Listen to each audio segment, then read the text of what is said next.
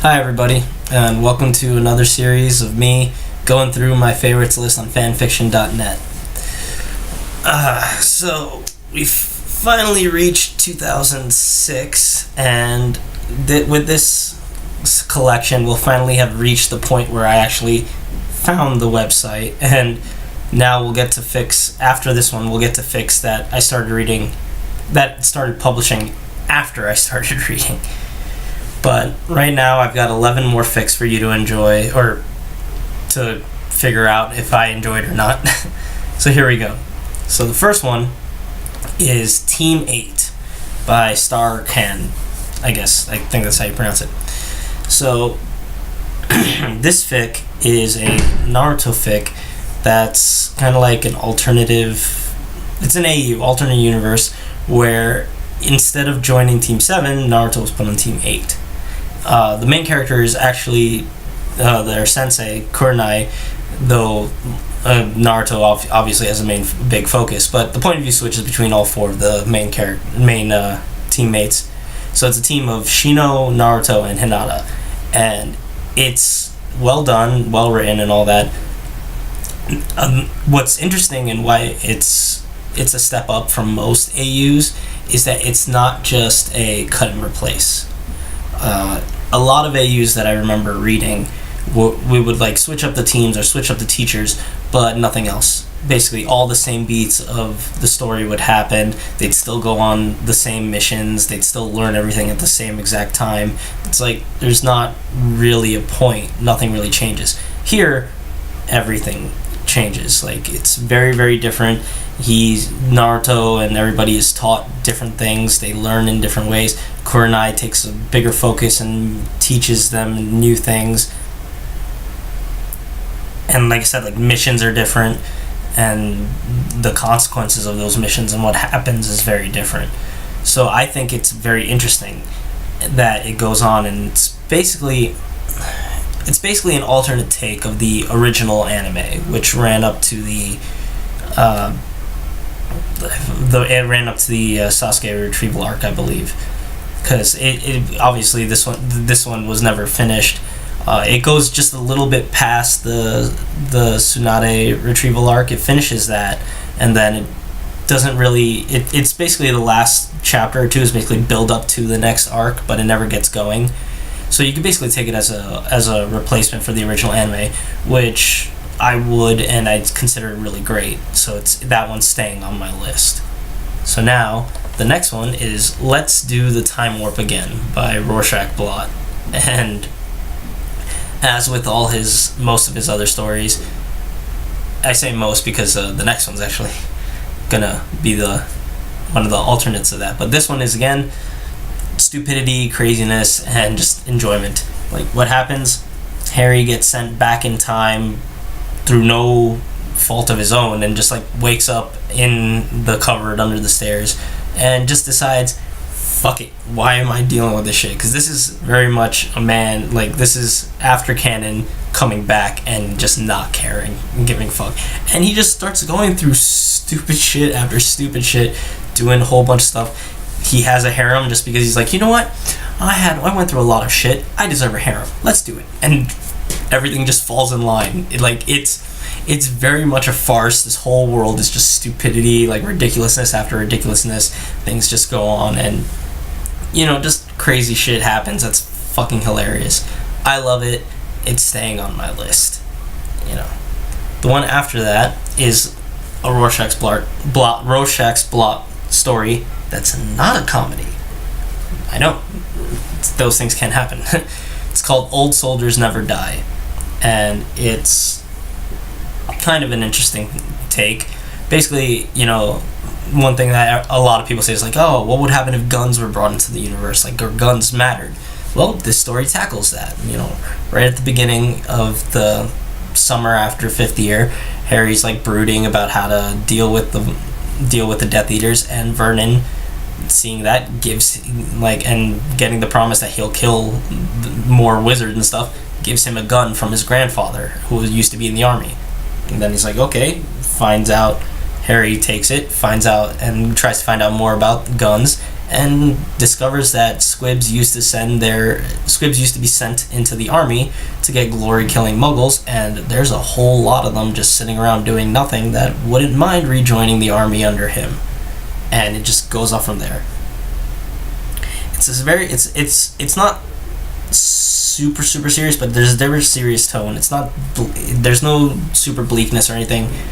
It's just a serious story about Harry building an army and going to the army to defend himself. There's very, very genuine love of soldiers that comes through in this thing, and like love and respect for the armed forces and older gentlemen who have gone through that, and even cops. Like it's just, you can feel the respect that's there.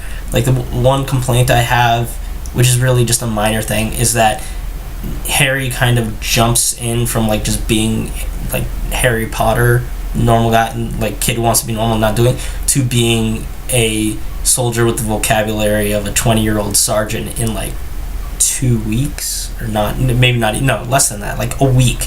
And he just picks up all the mannerisms and all that stuff, and it seems a little odd, but it's not that big of a deal. It's just a minor nitpick that is perfectly fine. This is a really good, serious story, interesting take, fun bit. It's staying on my list.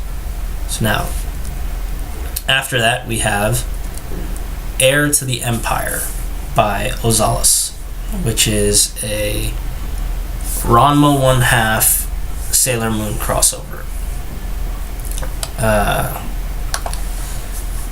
So I have vague memories of Sailor Moon. I don't remember it much. I know I used to watch it as I was a kid, but I don't remember it. And Ranma 1/2 I never watched. I've only just read manga, and like not even read manga, just read fan fiction about.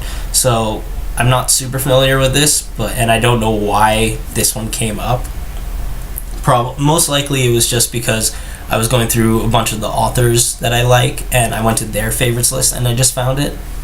Probably, but it's interesting, and it has a great backstory. So to combine the universes, like this fic goes very deep into the Silver Millennium, and like you see a lot of flashbacks to that period of time, and that narrative weaves its way into both Ranma and Sailor Moon's, obviously Sailor Moon's, but it weaves its way into Ranma's history in a organic enough way that it feels like the two universes could be in the same thing, and it feels natural that they're there.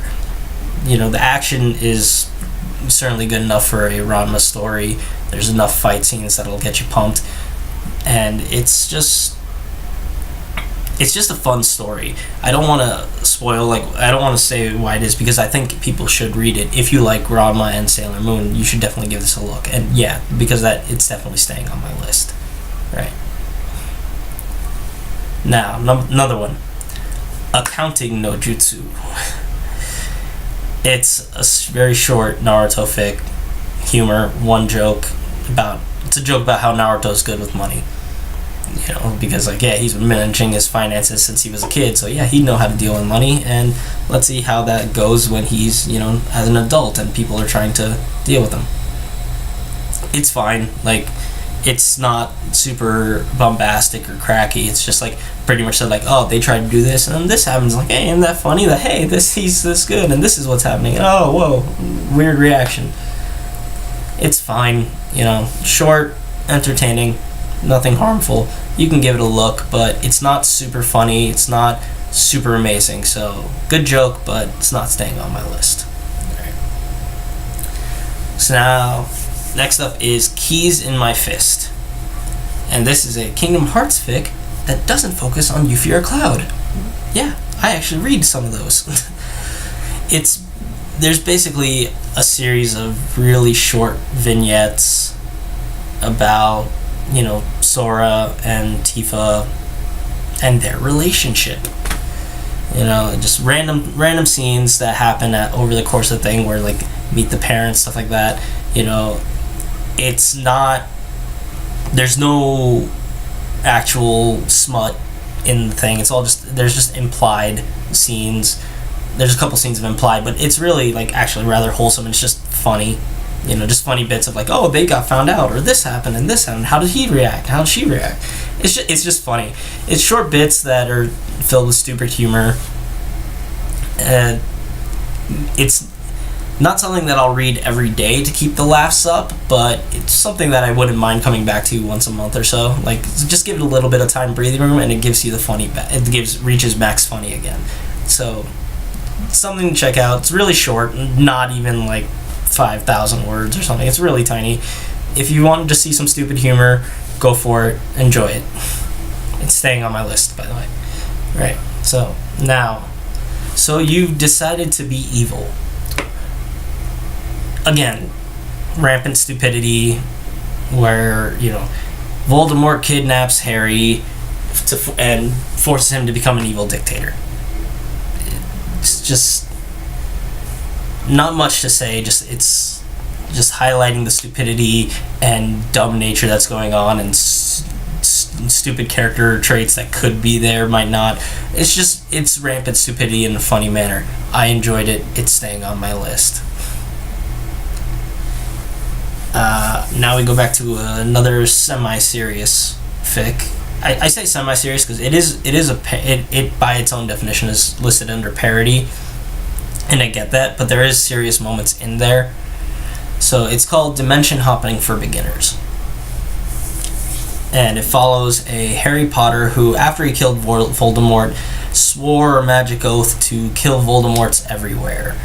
And because he knew how to travel dimensions, he's forced to do that and jump from dimension to dimension to kill more Voldemorts. And we follow him as he jumps through about 12 or 13 dimensions and deals with a bunch of different cliches from every single fanfiction out there. We have Super Harry. We have one with so many crossovers that doesn't make any sense. We have one with abused Harry, super abused Harry. We have evil Harry. We have Azkaban Harry. We got all the cliches. And it's enjoyable how he deals with them.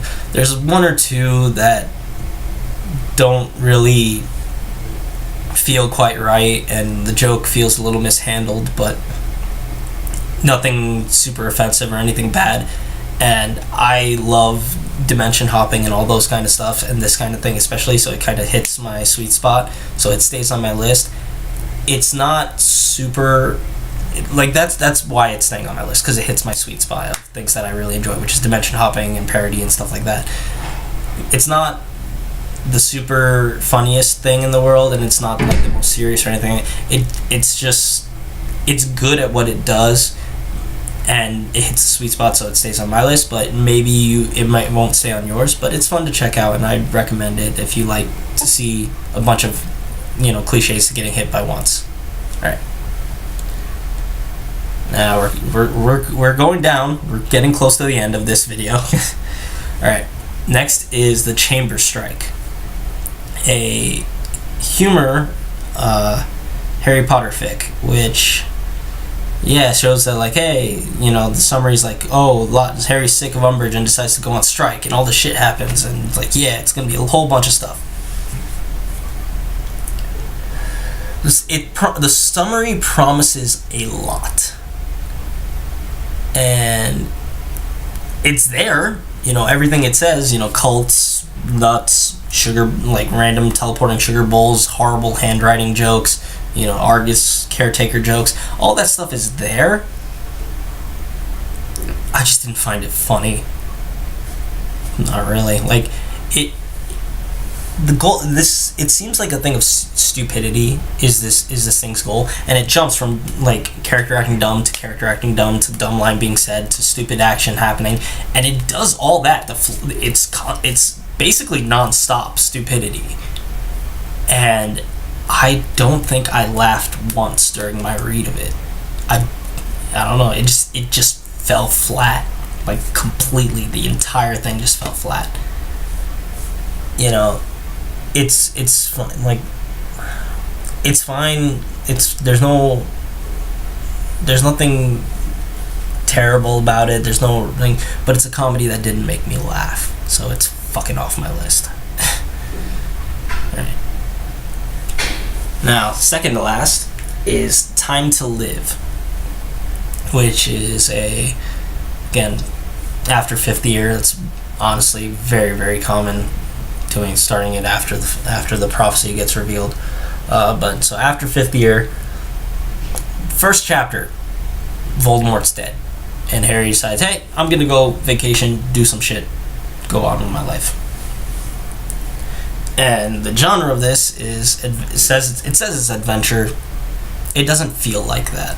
It honestly feels like a slice of life fic, because it's just Harry goes to the location, enjoys himself for a bit, goes to another location, enjoys himself for a bit, and occasionally Death Eaters will show up and attack him, and they're handled, and it's really just treated with the same kind of shit's happening, that I just like how I just said it. They show up, smack down, moving on. They're not really a threat in any sense. It doesn't feel like they are. It's just oh, hey, Death Eaters are still a thing, and it's alright, moving on, whatever. Fucking first thing Harry does is goes to a summer camp and just spends a while learning how to play Quidditch more and having that fun. Then he goes to a beach, then he goes to a hotel, then he goes to a museum, and hey, all this stuff is happening in summer. And then at the end it's oh, I get 2 weeks at Hogwarts to do stuff. And it has a sequel that continues it a bit more, but honestly, it's just it's just dull. It was boring.